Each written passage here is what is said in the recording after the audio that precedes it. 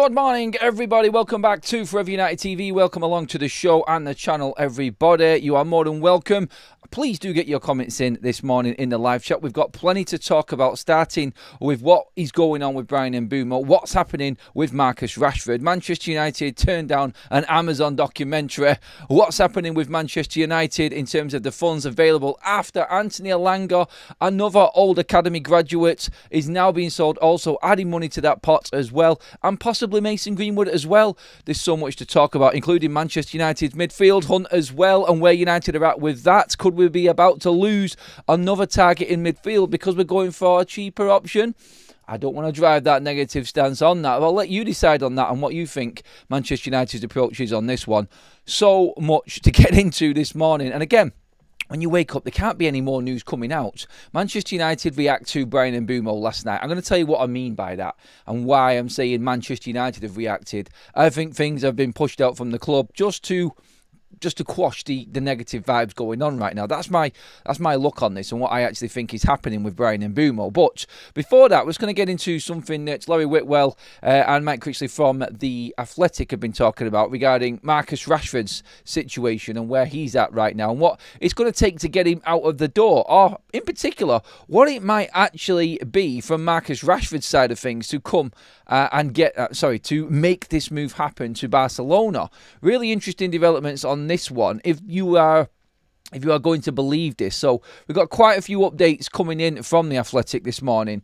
First of all, obviously, we want to know about Marcus Rashford. He is the big fish. So we're just going to run through The Athletic's article first of all and get all of the information from that and gauge where we're actually at with everything. Then we'll touch on the Brian Mbeumo situation and where we're at. Apparently it's a stay calm. Okay, we'll try. But first of all, Manchester United's obviously our task in front of us to get rid of these players. Marcus Rashford, Laurie Whitwell and Mike Critchley from The Athletic have been running a story this morning that's gone out, and there's a few clips of it, a few little extracts from this article gone around this morning. We'll read through the majority of them and get into detail on them. So let's get through them first of all. The sources close to the Camp Nou believe Rashford would potentially be willing to join on a reduced salary, if not on loan. So on that one, and we'll come back to all of these in detail in a minute, I think that's basically if Manchester United don't allow Marcus Rashford to leave on loan with their stance that they've got with these players now, the famous five. Obviously, we know who they are, and they're not going to be loaned out. So they're not going to be sold cheap. Manchester United want what they want from them if they're going to stick to that stance. Obviously, Manchester United have put a lower price on Marcus Rashford just to get rid of him. But that looks like now, obviously, Marcus Rashford has realised that he isn't going to get his Barcelona move unless he does something. And what he can do is drop his wages. Now, again, that's on a permanent move. He would only have to drop his wages if it was a permanent move to the new camp. That's it. On a loan, he's just going to feed off Manchester United's contracts, and there's nothing we can do about it. He's contractually, obviously, in on that deal, and United are, they're obligated to see it out. There's nothing that the club can do. So that's the stance on Marcus Rashford right now. We'll get your thoughts on that in a minute. Moving across to Anthony and Jadon Sancho. Real Betis president Angel Harrow has cited that Anthony's £105,000 weekly salary as one of the sticking points in negotiations to make his loan permanent, while Sancho's wage also hinder his exit. Again, going in on what we've already spoken about with Jadon Sancho, they're not going to pay his full wage. Nothing really to add on the Sancho one yet. We'll wait for all of the reports coming from this next meeting that Juventus are having with Jadon Sancho. That's going to be next in line, I think, for the Sancho saga on that one. But yeah, in terms of what the Athletic have said there regarding Anthony and Sancho, no real update. We know exactly what's happening with that. They have talked about Moise Kean as well in this article, interestingly. Manchester United have been keeping tabs on Moise Kean, who has a €52 million release clause that can be triggered until the 15th of July. United are the Premier League club that have shown the most interest in Moise Kean at the moment on that one. So when it comes to Moise Kean and where Manchester United are at with him, I think United are looking at deals that are straightforward. Like, Mbeumo, no release clause. It can go either way. They can decide what they want. They can decide what they feel Mbeumo is worth, like we've talked about before. And obviously, it's different to what Matheus Cunha was. He had a release clause, and United knew about it, met it. Nothing that Wolves could do. Happy to get the deal done because that's in his contract. Finished. Moise Kean, I think, is being talked about a lot because it's a straightforward transaction for Manchester United. When it comes down to around about a 45 million release clause, United, you just got to decide, do you think Moise Kean is worth 45 million? That's the thing. No matter what the actual deal is, you've got to decide whether this player is actually good enough for you or not. I think he's way down the pecking order in terms of strikers, but as we know and as we spoke about last night, that pecking order and that list of strikers is just dwindling down at the moment. There's no one really left. Keane meets a few of the profile attributes that Ruben Amorim and Manchester United are looking for. That's it. He had a breakthrough season last season. He has got Premier League proven experience, obviously, albeit only 30 games, I think, for Everton. Didn't do well in that because he was young. We've spoken about Moise Kean before. We will come back on it and obviously get all of your comments in the comment section on that article from The Athletic there. Pile in on that one. I just want to get into the Bryan Mbeumo situation as well when it comes to what's happening with that. So United have reacted to Bryan Mbeumo and the story that was circulating last night that United have not made another bid. They're not going to make another bid. They're just talking. Again, like I said, and I explained it, it's not like the second bid has been rejected. I've been saying this all along. United are not going to go in with a new third bid. The price is not going to change for Bryan Mbeumo. United have to put more money up front of that value that Brentford want for him. And that's the problem we've got. United react to that. And obviously, I'm saying that because we had 5 days with absolutely nothing. Everyone waiting around. It's the medical this week. It's going to happen this week. Then you get people like Alex Crook from TalkSport coming out and saying, and playing this down completely because it was him and Ben Jacobs who ran the whole medical story from the get-go. And he's saying now that it's Brentford who were expecting Bryan Mbeumo to have his medical at Manchester United. It makes complete and utter, it just makes no sense at all. It's complete nonsense. How can Brentford expect Manchester United to be having a medical organised? Surely you would have thought, and if he said, look, Manchester United were pre-booking a medical in, and I'd have probably thought of, like, agreed with it a little bit more. I'd have taken to that and thought, you know what, yeah, there's probably something in that there. But for him to come out and say that Brentford expected Manchester United to have the medical done for Bryan Mbeumo this week, I don't get it. And he's come out and also said it's called negotiations. It's like he's playing it down. It's like I don't know, it's like passive aggressiveness, isn't it, in a way? He's actually he's saying it here in the way that he said it. It's negotiations. As the kids would say, what did he say? No, I can't remember what he said. As the kid would say, there's nothing in it or something like that. I can't even remember what he actually said now. He was trying to play down the whole thing. And the Telegraph have come out. James Ducker has come out also last night and said that Manchester United are going to prioritise getting Mbeumo done. And then once that's done, United are going to move on to a striker and a midfielder. And honestly, I'm thinking, I know that James Ducker has correspondence, and obviously he is the correspondent for the North West for the Telegraph. He does a lot of writing for Manchester City and Manchester United. And someone at United, I think, has told him, in terms of what Alex Crook said, it's not that deep. That's what he said. So down with the kids and all of that, Alex Crook, yeah? As the kids would say, it's not that deep. So don't stress is what he's saying, basically. And then after the back of what Alex Crook said on TalkSport, like I've just said then, James Ducker at the Telegraph, all of a sudden just running a normal story as to say that Manchester United are going to get Bryan Mbeumo done and then we're moving on to the striker and the midfielder. Yet when you get other journalists coming out saying that Manchester United are in desperate need of selling players before we even move on with anything, it just makes you think, like, what's going on here? And I personally feel like it's just been pushed out by United. And United have just told the media, or what media they want to tell, a couple of different journalists, put this news out there, just to actually, you know what I mean, stem the flow of negative vibes coming towards Manchester United. We just need a bit more time. That's all it is. So I think that's the United reaction. And you can say that that's a good thing because United still negotiating, still confident of getting Bryan Mbeumo done. Look, I'm at a point now with Bryan Mbeumo on the 8th of July where it is what it is. It's going to get done when it gets done. I'm not holding out for any certain particular timeline now, or how long it's going to take this deal to be done and over the line.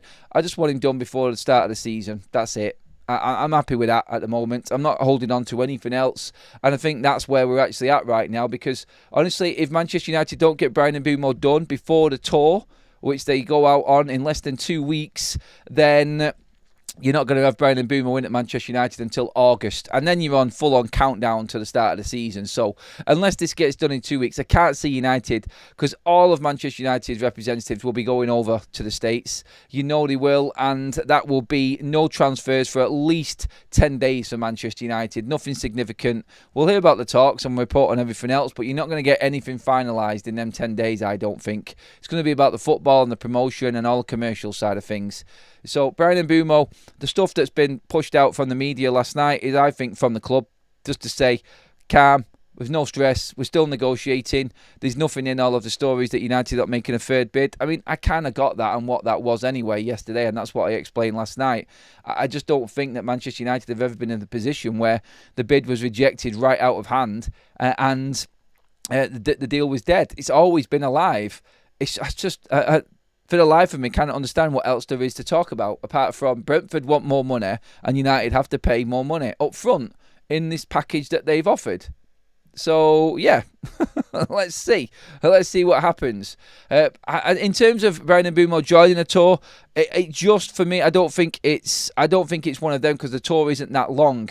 And if we go a few days into the tour, then I don't think they're going to be sending players out to go out for a few days, then come back. It's not usually the style. I mean, he could join the tour. I don't know. But honestly, right now, I just think Manchester United need to get it done in the next couple of weeks and get him on the tour. That's what Ruben wants. And that's the thing with Ruben Amorim. He wants this all to stop.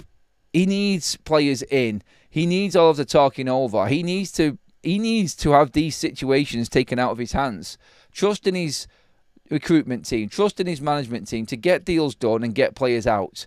He just needs to concentrate on the football side of things now. So he needs all of the talk to stop, and he needs players to actually be in and players be out in terms of what we know we need to get rid of and what we know we need to bring in. And at the moment, Manchester United, again, with the Bryan Mbeumo, there's been a lot of speculation about the potential money that's coming into Manchester United, which we're going to talk about in a minute, being used to get these deals finalised and just spend a little bit more.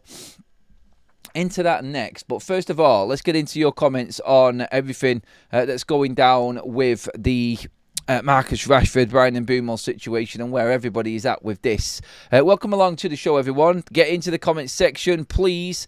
Give me your thoughts on this. We'll start off with a couple of super chats in there from, first of all, I think it's Andreas, is it? Your name's gone off my screen, mate, actually. It's weird how it's not showing me that, but I think it is Andreas.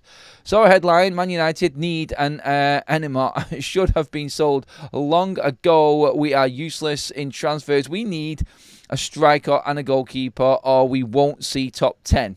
Strong words there from Andreas on that one. Manny says, Adam, I feel a shift in the way we operate.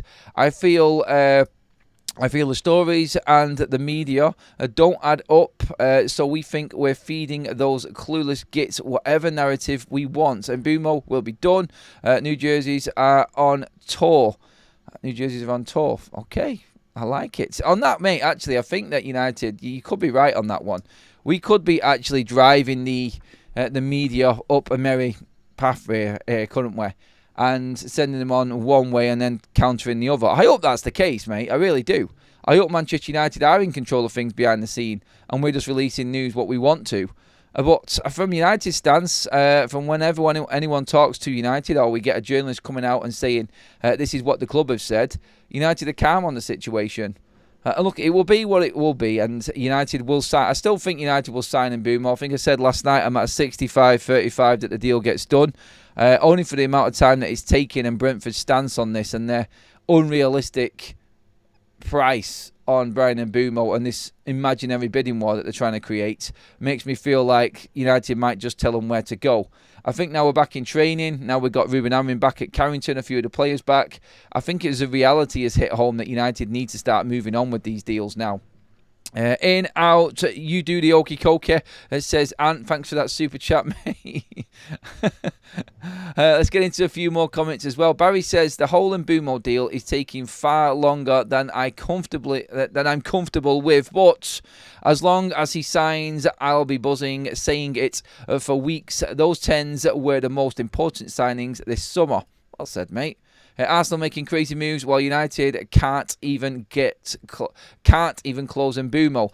Arsenal with Champions League money, which they've had for the last 4 seasons, and United haven't, are easier to get deals done in the transfer markets. Just again, like the reality of what Manchester United did before, you've got an argument with. We were crap, and we've caused the problem we've got right now. What we're dealing with now, this summer, we can't even compare to them other clubs in the Champions League. I'm sorry, it's not even worth getting into. Adam James says that they've subjected Amorim to inevitable failure before he's even had a chance. We know what happens when new players don't get a pre-season. I'm not for this pre-season thing. Honestly, I'm not. It's a myth to me how players need the pre-season. I get it. You need to tweak a few things, but let's not forget, Amorim this season has got all of the time in between games. It's like literally 1 game a week for Manchester United this season. And there's plenty of time for Manchester United to get things right. Look, nobody gets all of their transfers done before pre-season. It's never happened. It's an absolute myth that you need to get all of your players in before the pre-season starts. No club gets every single player in before pre-season starts. Every single club will get a few players, and then there'll be a few more that come in through the middle of the actual pre-season time. We've seen players join on tour. It's been a bit different this summer because clubs have had a better opportunity that have been in the Club World Cup, like Chelsea and City, and then obviously Liverpool have had all of the money saved from last season when they spent nothing. So they've managed to get some deals done early. And I think now that Arsenal have started to spend their money that they've got, let's not forget, Gyökeres is still not signed yet, and we're into pre-season now. No one's picked up on that. Obviously, United could get Mbeumo done this week, and then he's arriving pretty much the same time. Bruno Fernandes and Diogo Dalot are not in training yet for Manchester United. No one's picking up on that. So the idea that everything's going to be done on the 7th of July and in for Ruben Amorim to work with, well, we haven't even got the rest of our normal squad in on the 7th of July. It doesn't work like that. This week in pre-season is a preparation week where the players do tests, come back in, obviously try and find their feet again. Obviously there is conversations with players' futures and everything. It's like a bedding in week, isn't it? So, yeah, obviously if you're moving into later on into the pre-season, then you can start making that point. But I still don't think this season out of any other season is as important to get players in for a pre-season. I don't. I think it's important that the players that we've already got are obviously in at pre-season, so Ruben can work with them more. Because let's be honest, we're only going to bring in 4 or 5 max into this team, and they're players that we know are obviously going to be brought in for a reason because they know what the system is, they're used to it, they have the certain profile and characteristics that Ruben wants. So I'm not as stressed about the pre-season thing as a lot of people are. Full Sail was our only way out, and we will know it, and we all know it. Yep, but now we have to deal with what we've got, I'm afraid, Block, because we're not going to stop supporting them our way. We're stuck with it, and that's the problem we've got. With United right now, what I think is, again, it's just a slow process of getting back to where, or anywhere near back to where we actually were before. I still don't think we're going to get there within 5 years at the moment. We need a big turnaround, a massive turnaround. In terms of the other news, going through what The Athletic have been talking about as well, just to get it all out there quickly before we move on to other stories. There remains a prospect of United signing another goalkeeper, with Botafogo's John 29 on the list of potential targets. That's from Laurie Whitwell again in The Athletic. Also, Manchester United have been offered the chance to sign several free agents, namely Calvert-Lewin, Jamie Vardy and Callum Wilson. It is expected that United would only advance on these if all if at all, towards the end of the window, if they do not get any of their top targets. Oh, God, that's going to upset a few United fans, because it doesn't look like we've got any of our top targets so far in terms of the striker side of thing. So, yeah, on that one, yeah, that one's just going to wind a few people up, I think. Jeffrey says, I think this season was vital to get them in early with the start we've got. Otherwise, Ruben could be under pressure by October. He will be under pressure from September, mate, to be honest. But again, the reality for me is that the players that need the most work are the players we've already got. He needs to get into them. He needs to figure them out. And that's, I think, is the big thing about the pre-season for Ruben Amorim. Obviously, you've got the likes of Cunha in, you've got Diego Leon in, you've got the players like Dorgu, who was signed in January, Aiden Heaven, who was signed in January. They're going to get a full pre-season now as well.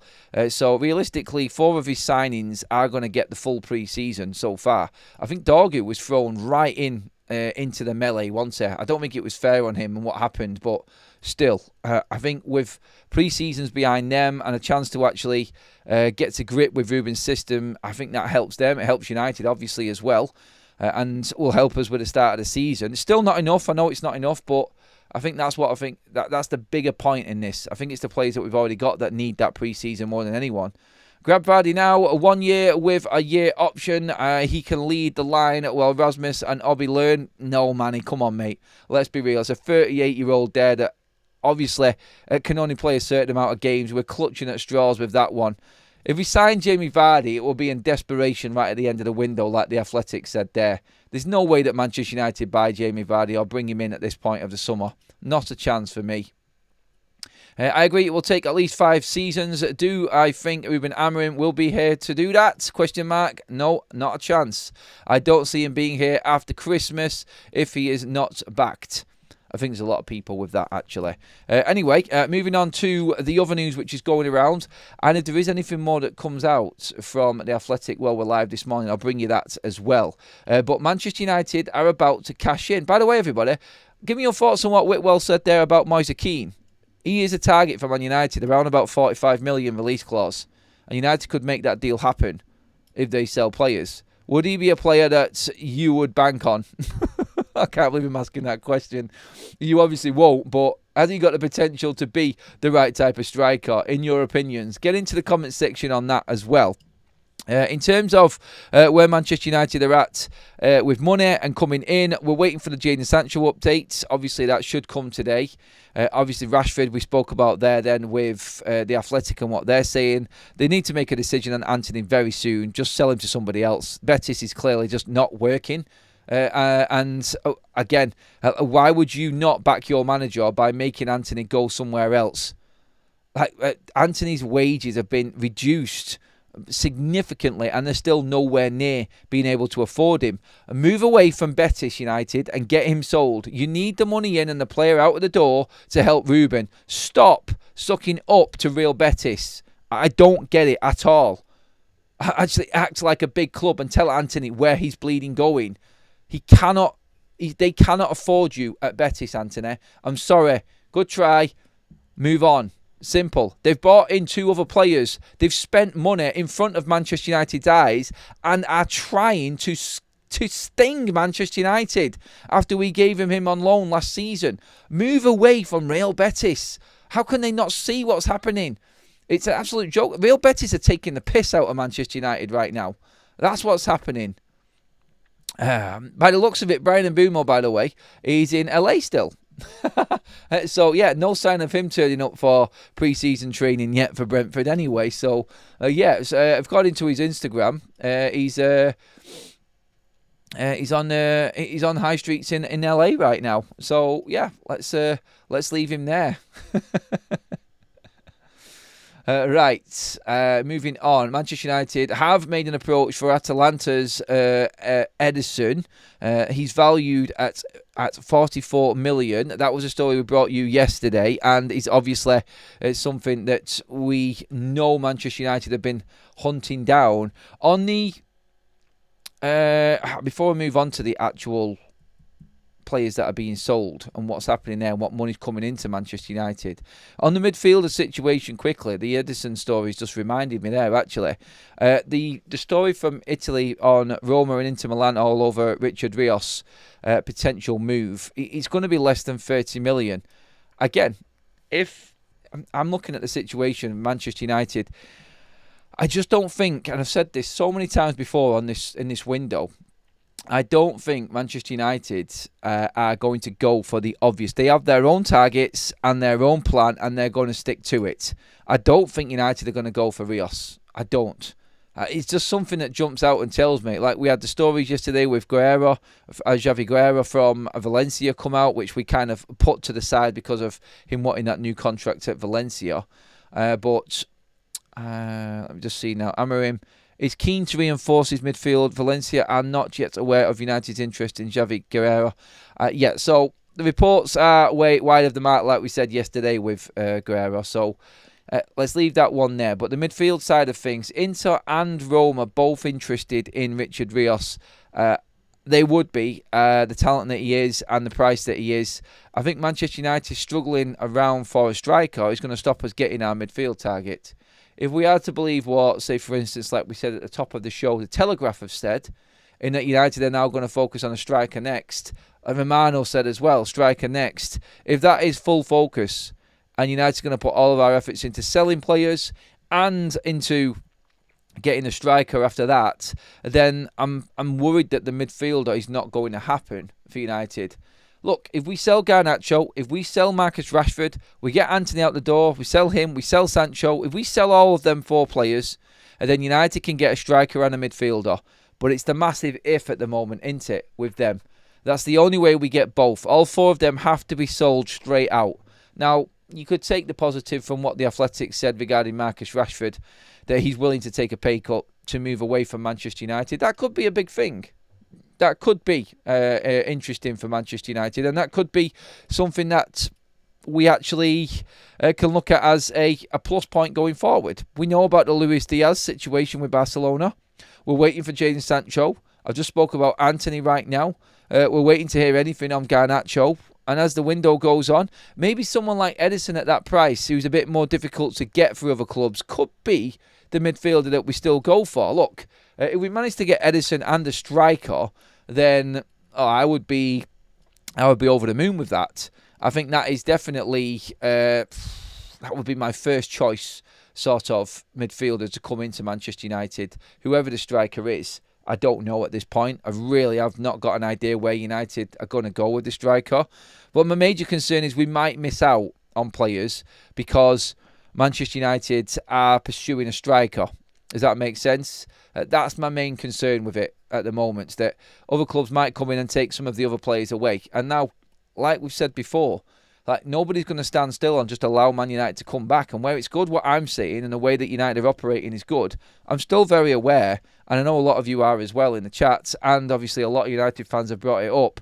Other clubs are moving behind the scenes as well, and targets that we have got are obviously targets for other players, for other clubs, and I just worry that we're not going to get the right midfielder. And then you hear about Wilfred Ndidi.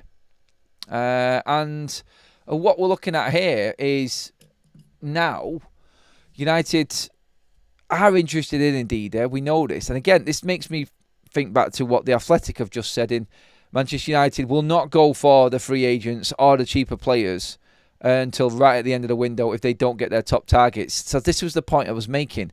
With Rios being a target for Inter Milan, obviously there are other midfielders that we're looking at. So obviously Luis Diaz wants to move back to the Premier League. He's cheap. We could miss out on that one if that was a target for United. So Rios gone, Diaz gone, obviously. And then you've got Wilfred Ndidi on a relegation clause. Yes, he's got stacks and stacks of Premier League experience. 220 games, I think it is, in the Premier League. But that there, and the fact that he's waiting for Manchester United, it just concerns me a little bit that might actually happen, what the Athletic said. Now, everything that the Athletic have said, I don't think they want to upset the Man United fan base. A lot of what Laurie Whitwell has said has actually come true. What Ornstein has said has been pretty much bang on the money. They said 3 months ago United will not buy Victor Gyökeres. They will not spend that money on Gyökeres, who's 27. They said that Manchester United, obviously, we're going to go and prioritise the number 10s. Obviously, we know that Mbeumo is, well, we'll see where we are with that over the coming days, obviously, as well. But them saying that Manchester United are looking at Moise Kean. Manchester United are realistically looking at the free agents towards the back end. I think there is a feeling amongst the media that Manchester United are not going to get what they want because of everything else going on with other clubs. And we may end up getting to the end of the transfer window where Manchester United are looking at the cheaper options. Ndidi, Vardy, Callum Wilson, Calvert-Lewin. They have said that Manchester United have not gone anywhere near Calvert-Lewin as well. Thank God for that. But Newcastle are actually approaching Calvert-Lewin. They're getting rid of Callum Wilson and bringing in Calvert-Lewin. Okay. Go for it, Newcastle. No problem with that. I was saying before, I was having a chat with Kaz before, like, can you believe our Newcastle fans thinking right now we've taken Calvert-Lewin? And I was like, well, when you've got Alexander Isak there, you're probably not feeling as bad as what Man United fans would be anyway. Calvert-Lewin is just a second thought when you've got someone like Isak in your side. So, yeah, not as bad. And I do think that United's fans would be a lot more worried because that would be our genuine striker for next season. But Newcastle have obviously got Isak in there, haven't they? So, yeah, I'm just concerned about the fact that Manchester United, like, I understood things were going to be difficult this month, but I'm thinking we're going to lose targets. That's all I'm worried about right now. If Mbeumo wants a red, if Mbeumo wasn't a red, he'd be at Brentford in pre-season, not LA, says Mane. Yeah, I think with what they're pushing out here, United, I think we can expect something to happen. I think everyone is just playing down. Everyone's backtracking now on the stories that were coming out about the medical and everything like that. Everyone's taking a backward step, trying to cover themselves right now. So, yeah, it'll be interesting to see when he does sign, what he signs for, and how close everybody was with these reports on Bryan Mbeumo. Like I said, I've just accepted now that this is where we're at with him, and we just got to take Mbeumo when he arrives. I think, like I said, I'm still confident this deal can happen, but it's annoying that it hasn't happened yet, and you've got other clubs doing what they're doing. That's my biggest concern, because it's taken so much of Manchester United's resources trying to get this deal over the line that other deals are passing us by now. Let's get into some more comments on this. By the way, thank you everyone for the likes already. Creeping up to that 500 mark, you legends. If you love the content, please do obviously pop a like on the video. Make sure that you hit the subscribe button as well. We're on the march. We're almost at 90k, just over 500 away. So thank you again, everybody. If you haven't already, hit that subscribe button, people. All right, John Victor hopefully comes in with Whitwell and Ornstein. Have mentioned him now. It does look like that one is moving, the Victor one. And that could actually be something that does happen for United. I said last night, I could see probably a number 2 type keeper coming in at this point with what was said yesterday about Andre Onana. No one's going to spend 30 million on Onana. It's never going to happen. So maybe United's plan is to just nudge Onana out gradually. I still fear for him being there in the opening day against Arsenal, though. That's not ideal at all. I think United may be planning on using Bruno as a 10 instead of Mbeumo and bring in a midfielder. With the 65 million they get a midfielder and a keeper. Just a thought. You mean pushing Mbeumo or Cunha up front? Les, probably with that one. History lesson. Didn't Brian Clough say how important a top keeper was at Forest? Then he bought Peter Shilton. Then they won the European Cup. That's a lesson there. Yeah, old school days, you could say that. I do agree, by the way. I think a goalkeeper is a must for Manchester United. They have to bring in a new keeper. Otherwise, I don't think anybody's going to be confident going into the new season. Where did you get that amazing jersey? I got it from a website, actually. In fact, I need to bear with me a second. I haven't actually got the link anymore for it. So yeah, I'll drop it in, and the mods will drop it in later on in the actual show, everybody. But yes, anybody who does want to know where the jerseys come from and things like that, I found them online at a website. So just hit me up, message me as well. I'll drop me a message somewhere else. I'll try and point you in the right direction for that one. I haven't actually got the link on me anymore, but they are still there. So I'll help you out later on with that one if I can. Bear with me on that one, everyone. Thank you for that, Rose, as well, mate. Andreas, thank you again for another super chat. Bruno said they didn't need the funds. We lost 100 million, now have to sell to buy. Well, Ruben did say it. Someone made the comment last night, actually, stating that Ruben was happy to keep Bruno Fernandes. We can make the money elsewhere to spend on new players coming in. So Ruben has to die on that side as well a little bit, doesn't he, when it comes to new players coming in. A lot of people have brought up the fact that we didn't sell Bruno Fernandes now, and it is being used a lot more in arguments as to why we're struggling financially. I get it. I do. I think Carl made the point last night, actually, on our calling show, is saying they have kept Bruno Fernandes and brought in two players to play in his position. It just doesn't work out. It's strange, it's weird, and it makes no sense. Look, I get that shout. I do. And pushing Bruno back into midfield, honestly, I think it's counterproductive. Maybe 110, a striker, and then a midfielder would have been a better idea if Bruno's still playing 10, particularly if you're pushing Ahmad out to right wing back as well. So, yeah, strange one, that. I get what people are saying with that. I do. Moving on anyway, we're going to get through as much as I possibly can. There's a lot more to talk about as well. So, obviously, last night we got the here we go on Anthony Elanga. Manchester United are reportedly set to make approximately 8 million out of that. Max out at 8 million from that deal from Nottingham Forest selling him to Newcastle. On top of that as well, you've got Maxi Ogielli as well, who is going from Legia Warsaw being sold. Manchester United have a sell-on for him as well, which is going to bring them an extra 2.5 million. So them two deals alone there are equaling around about 10 million for Manchester United coming in.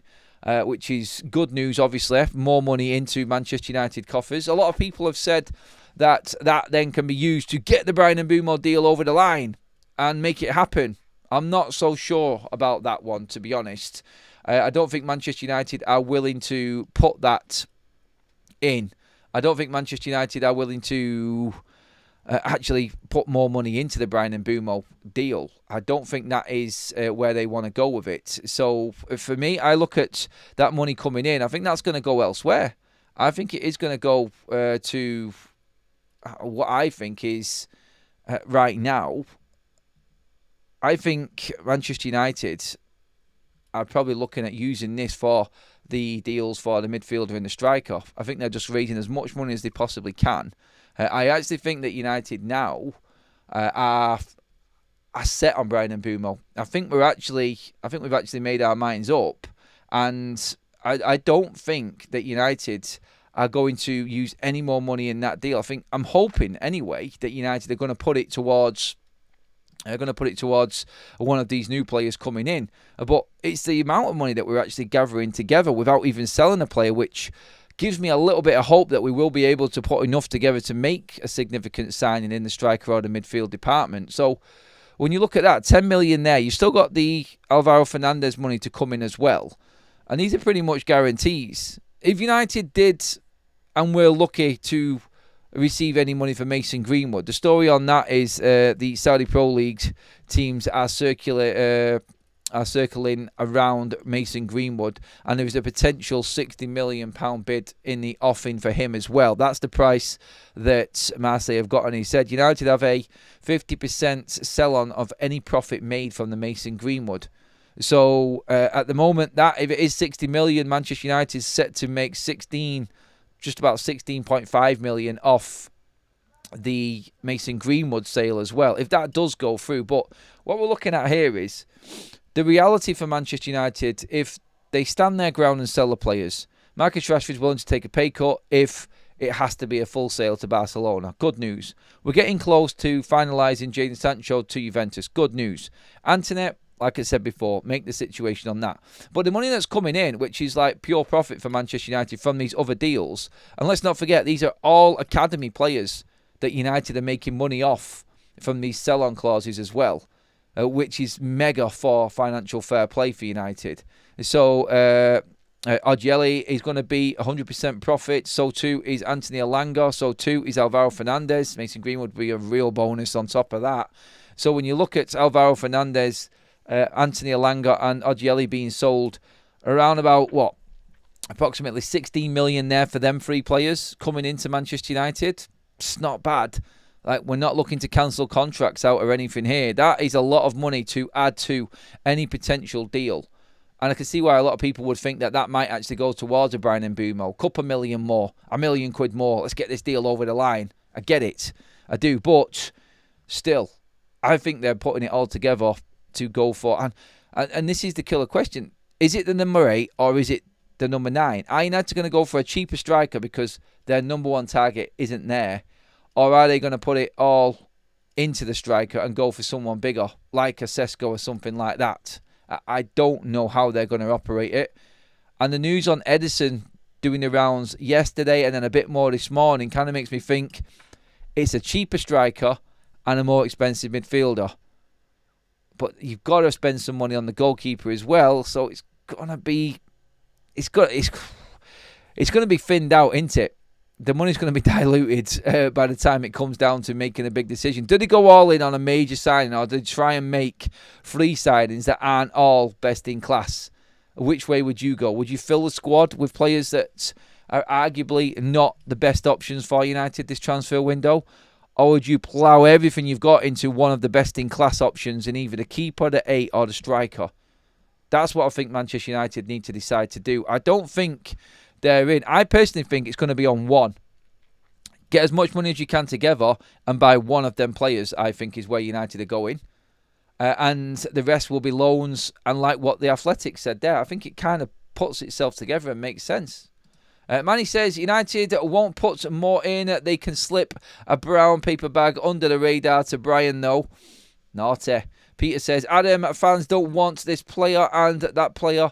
But the players fans want and the club want. They don't want to come to us. Facts on unless it's for more money. Players, sorry mate, loads of typos in that Pete there, mate. That just confused everything. But again, I think what you're trying to get at there is that the players that Manchester United fans want are the ones that are not on a lot of money.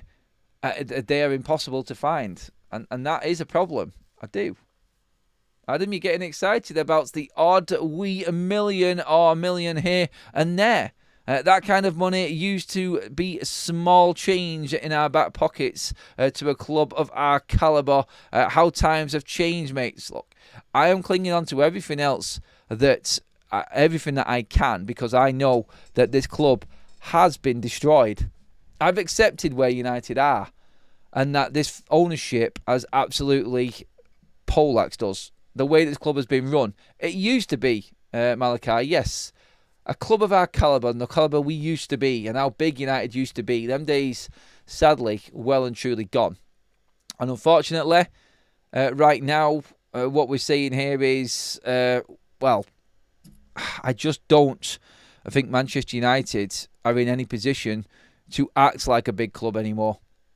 We can't do it. We financially just haven't got it in us anymore. And I think any little deal like this is going to go a long way to actually getting some potential deal over the line. If we have to scrape everything together that we can to get a brilliant striker in or a brilliant midfielder in, then United will do it. I think there is an acceptance within the club as well that we have fallen down this far. Gehan says, look how things turned out. Elanga left and became brilliant. Rashford stayed and turned out to be rubbish. United acts like they don't understand football. Look, I don't agree in that there to the full extent of what you said there, Gehan, but I do think that United have to take responsibility for how these players are as well. United played a big part. It's not all on the players. United did play a big part in the demise of Marcus Rashford. They are to blame as well as him. And other players that failed as well. United have not made it easy for players to thrive at Manchester United. The environment around Old Trafford, the environment at Carrington, something is wrong at this football club. And until they sort that, I think it is a long road ahead for United. I really do.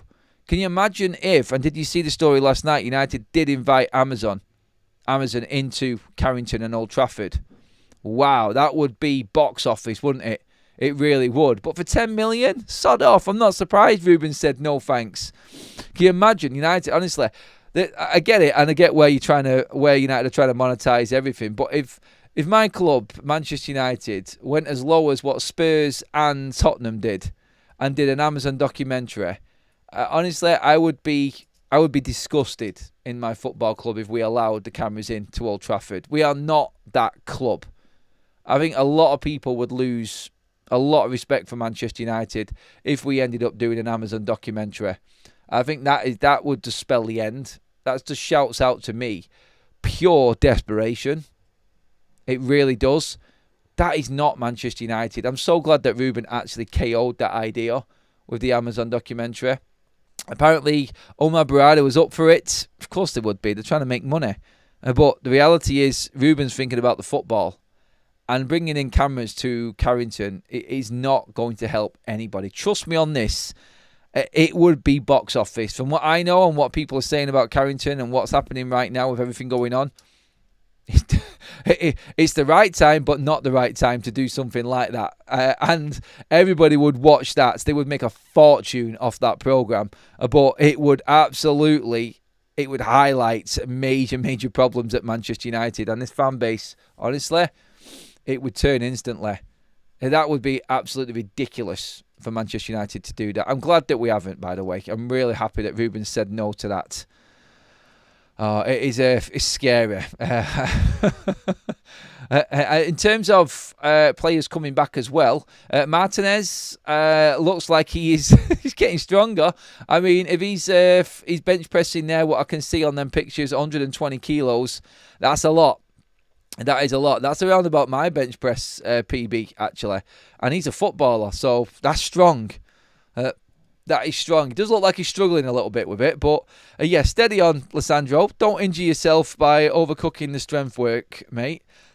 My God, that does look... I'd be worried if I was Ruben Amorim looking at that. I wouldn't want my players lifting that amount of weight on a bench press. Seriously. But I think in all of this as well, we're forgetting about the likes of Lissandro Martinez coming back as well, which is great news. I'm confident with the players that are coming back. I'm not even going to mention Luke Shaw. I've seen the pictures of him returning to Carrington yesterday. And, look, he looks slim, he looks fit, he looks like he's had a good summer. Seen Casemiro pictures as well. He looks absolutely on it as well. So, again, positives in terms of the injuries. We're actually going in to a summer, dare I say it, with no bleeding injuries. So maybe that's a good thing as well going into this season.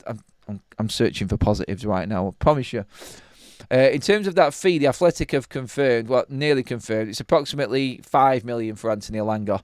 I think it was rumoured to be 5 to 8, and everyone's pushed 8 because it sounds better. But still, it's another 5 million. And like the comment said before, it seems strange that we're actually talking and trying to big up an extra 5 million coming into Manchester United because we've sold somebody else that's already left the football club. How far have we fallen? My God. Stick another 8 million on top of the bid for Mbeumo. Final offer. Not a chance, Milton. Never going to happen, that, buddy. United are never going to pay any more than what's already on the table. You won't get United paying an extra million, I don't think, on top of what they've already got. Carl's just condemned Alessandro Martinez there. Is Martinez finished? I'm telling you right now, done in the Prem. That's a bit harsh, mate. It's a bit harsh. Domingo, thanks for that gifted membership, my friend. Love that. Cheers, buddy. Let's get some more comments in on this as quickly as we can. Paul Rapper, we're in no better situation than last season. All the top teams have bought multiple players already, and we've got one. Ruben will walk if he's got any self-respect instead of letting this club ruin him. He's not walking, mate. I don't think he's going anywhere, to be honest. Again, though, I'm with everybody else on the start of the season. It does worry me a little bit, the calibre of teams that we're up against. It's only going to take one defeat on the opening day to Arsenal for this to turn sour quickly for United and Ruben Amorim. And that's the concern I've got. That I do want more players in. I know we need more players in. I'm not actually saying that people who are commenting that this is a disaster and it's not a great summer. I'm not saying that you're wrong at all. You're quite valid. I wanted more in as well, but at the moment, again, we have to accept that we just got to play out this window now and see what happens from this point forwards. It's not going to be easy. It's not going to be. It's not going to be pretty watching United at the start of the season, I don't think. I think it's going to be a really tough start. Pre-season's going to be telling for United. The young crop of youngsters that are going to go out on tour are going to be predominantly under 18 players this time, not under 21s. So that's going to be interesting to see. Obviously, the new signings, we are expecting to get Brian Mbeumo done. You'll have Leon, you'll have Cunha, you'll have Mbeumo.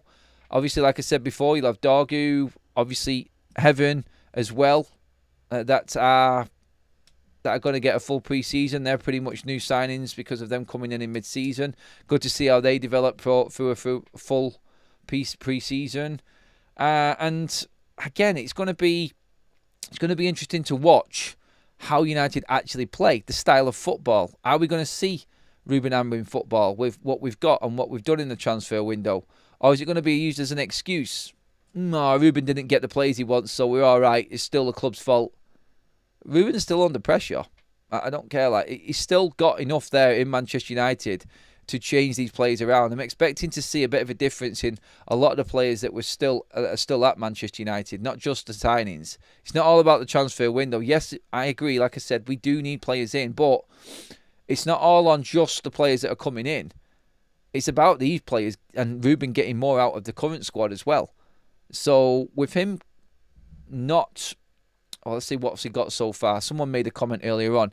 8 first-team players pretty much from last season, the start of last season, no longer at Manchester United. So we got the 5 that obviously Ruben's not allowing back into pre-season. And then you've got the 3 players that were released, Evans, Eriksson and Lindelof. So you've got them 8 players not involved. Is that going to make a difference in the culture and the environment around Manchester United on this tour?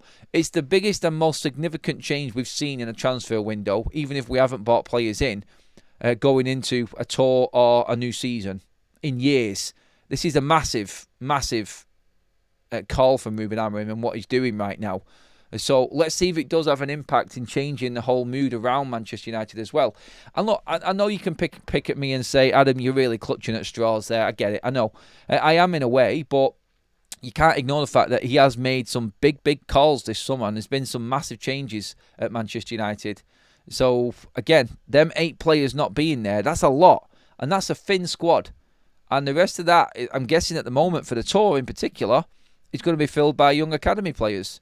So maybe a Leon jumps out from the pack and proves that he is a first-team player all of a sudden. Maybe one of United's academy players takes his chance. Maybe Chido actually shows on tour that he is a top striker for Manchester United. And he can make that step up and play more in the Premier League. That is a massive call right now. And I'm not convinced that Chido is even ready to come in United's first team. But I'll stand by what I said last season. The fact that I'm saying Chido is not ready to come into Manchester United's first team now. He's still too young. And he's still better than Rasmus Højlund, who we spent a fortune for and is our number 1. Kills the argument dead, doesn't it? It's like, well, if he's better, play him. But then again, you feel like you're putting him under pressure because he's so young. But they're the facts. Chido is better than Rasmus Højlund now, and he's not ready. And Rasmus is our number 1, and he's apparently ready. That shows you exactly where Manchester United have gone and how much of a mess this football club is actually in. Embarrassing? Yes. Majorly embarrassing for Manchester United. Are we going to have to suck it up and just accept it? Unfortunately, yes, is the answer to that as well. Look, plenty to get through there and loads for you to get into. So please do drop your comments in after the live is finished, everybody. I'll read through a few of them later. Quickly, before we do finish up, another super chat just dropped in by by Ant. He says, no, Sancho and Rashford weren't here last season. No influence. We are arguably weaker now, and that is a concern. Couple of key injuries. Well, they were both in pre-season, mate, is the point I was making. They both were on the tour to America, Sancho and Rashford. So, yeah, they were here last season. So it is a big change. So all 8 of them players were involved in Manchester United's tour last season and pre-season, and now they're not. So that is definitely a big change. And we're hoping that is going to have a big impact. No, Graham, I really don't care about pronunciation, mate, so stop with that one, buddy. Moise Keane, that is how his name is said, so I don't care. I'm just going to say it in every Mank one just to keep winding you up, mate, on that. I sort of agree, says Carl, with a lot of other players leaving. Didn't play a lot anyway, but the culture should change in the dressing room. That's pretty much what I was getting at as well there, yeah. Just to wrap things up there, everyone. Thank you for being involved in the show, everyone. Absolutely brilliant. I love it. Keep the comments coming in. If you haven't already, please pop a like on the video if you're enjoying it. And of course, make sure you hit that subscribe button, please. They help the channel no end. I will see you all later on with any updates. Again, no schedule. Could be back at lunchtime with a big update. It might not be. We'll see what happens. Anything that does drop, I will have covered anyway. So be ready for it, everybody.